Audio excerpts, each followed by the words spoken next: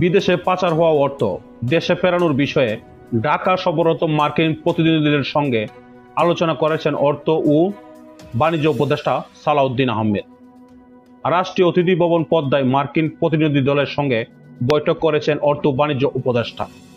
সাংবাদিকদের প্রশ্নের জবাবে তিনি বলেন, আমরা আজকে মার্কিন প্রতিনিধি দলের সঙ্গে আলাপ করেছি।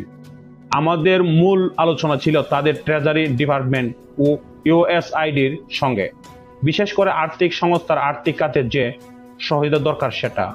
দ্বিতীয়, বাণিজ্যের আমরা এক্সপোর্ট ডাইভার্সিফিকেশন এবং বাণিজ্য বিভিন্ন কারিগরি সহায়তা বা বাজার এক্সপোয়ার করার বিষয়ে আলোচনা হয়েছে। আমরা কর্ম পরিকল্পনা নিয়ে এগোবো, তারা সে ব্যাপারে সহযোগিতার আশ্বাস দিয়েছে। উন্নয়ন সহযোগিতা চুক্তির বিষয়ে অর্থ উপদেষ্টা বলেন, এটা যে চুক্তি আগে হয়েছিল সেটার সঙ্গে আরো 200 মিলিয়ন যোগ করা হয়েছে।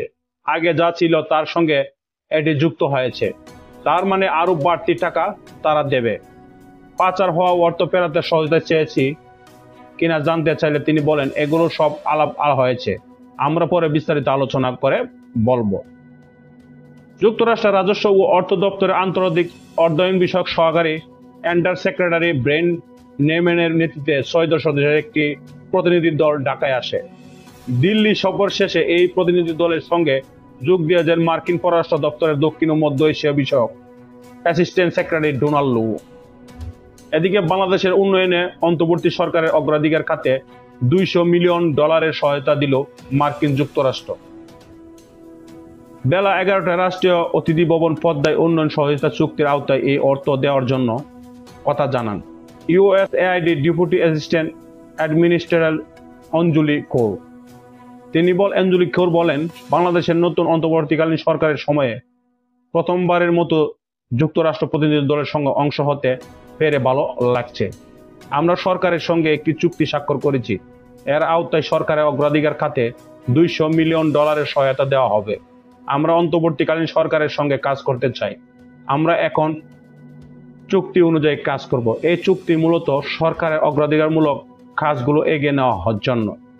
অঞ্জলি কৌর বলেন, এই চুক্তিটি বাংলাদেশের জনগণের অন্তর্বর্তীমূলক সমৃদ্ধির জন্য ভূমিকা রাখবে। এর মানে অর্থনৈতিক স্থিতিশীলতা বৃদ্ধি করা।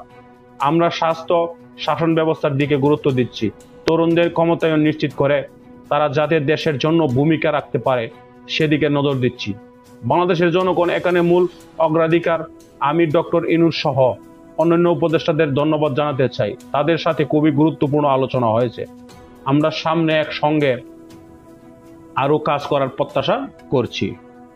তিনি জানান, এটি কোনো অ্যামেন্ডমেন্ট নয়, এটি নতুন চুক্তি। এটি 2023 অর্থবছরের জন্য, সুতরাং এটি নতুন অর্থায়ন অন্তর্বর্তীকালীন সরকারের জন্য। তো ধন্যবাদ দর্শক, ভালো থাকবেন। এ পর্যন্তই, আল্লাহ হাফেজ।